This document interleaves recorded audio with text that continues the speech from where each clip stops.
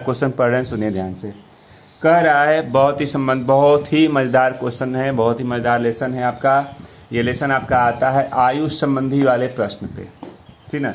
तो ध्यान से चलिए देखते हैं क्या कह रहा है क्वेश्चन में। एकदम क्लियर कंसेप्ट आप याद रखिएगा, कोई ऐसा नहीं कि नहीं आएगा।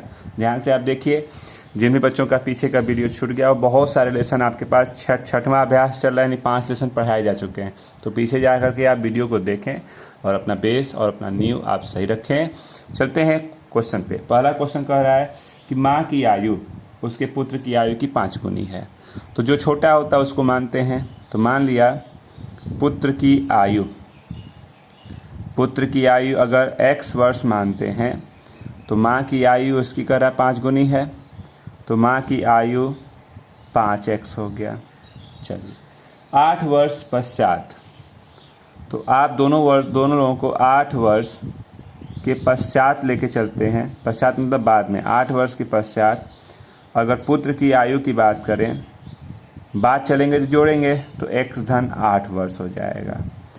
8 वर्ष के बाद अगर हम माँ को लेके चलते हैं तो माँ की आयु 5x धन 8 हो जाएगा।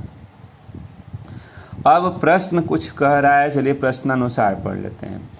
कहता है कि 8 वर्ष के बाद माँ की उम्र पुत्र की उम्र की 3 गुनी हो जाती है। ये जो माँ की उम्र है और इधर पुत्र की उम्र है, 8 वर्ष के बाद यह माँ की उम्र पुत्र की 3 गुनी ये हो जाती है। तो इसको भी 3 गुना कर देंगे तो बराबर हो जाएगा।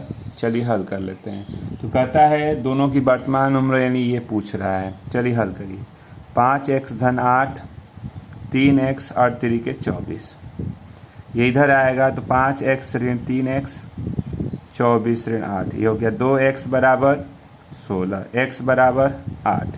तो x किसको माना था आपने? पुत्र को। तो आप लिख देंगे कि पुत्र की आयु मिली x मतलब 8 वर्ष। तो माँ की आयु आपको दिख गई 5 गुनी ना, तो 8 गुणते 5 यानी 40 वर्ष की माँ है। ये आपके आंसर हो गए। चलते हैं इसी तरह से क्वेश्चन नंबर 2 पे।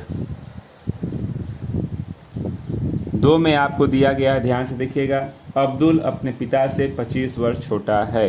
तो कौन छोटा है, पिता या अब्दुल? अब्दुल। तो चलिए अब्दुल को मान लेते हैं कि अब्दुल की आयु, अगर हम अब्दुल की आयु मानते हैं तो x वर्ष, पिता से यह 25 वर्ष छोटा है, यानी इससे पिता बड़े हैं 25 वर्ष। तो अब यहाँ हम लिख सकते हैं कि पिता की आयु तो कितना, 25 वर्ष बड़ा, तो x धन 25 हो जाएगा। 10 वर्ष पूर्व, तो दोनों लोगों को लेके 10 वर्ष पहले चलें। तो हमने लिखा 10 वर्ष पूर्व। 10 वर्ष पूर्व अब्दुल की आयु x ऋण 10, 10 वर्ष पूर्व मतलब पहले होता है, घट जाता है पहले में।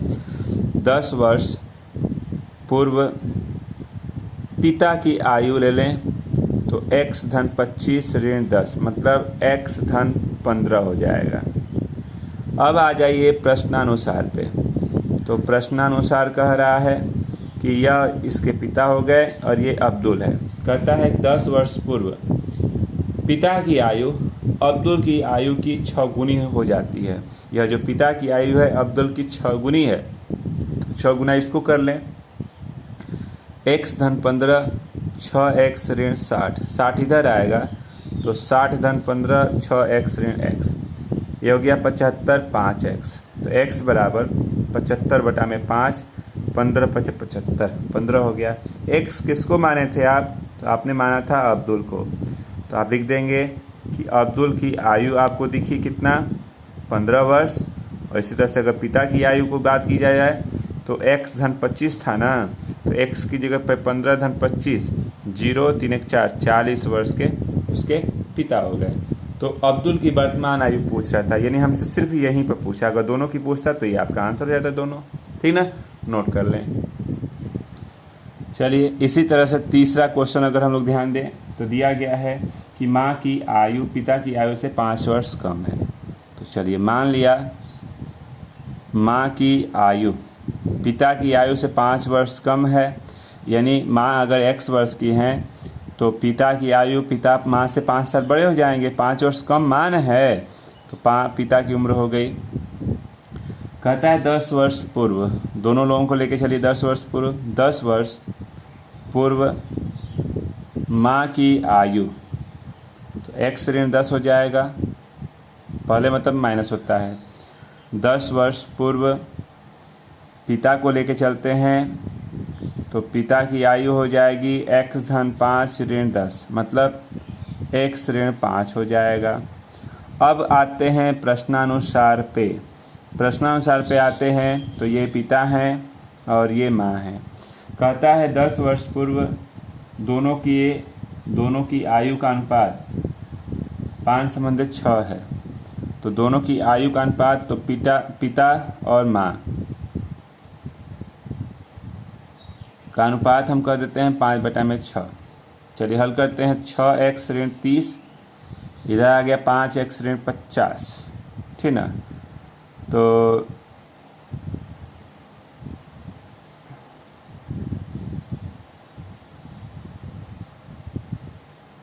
माँ और पिता पहले कर रहे हैं, तो पहले माँ को ले लीजिए आप।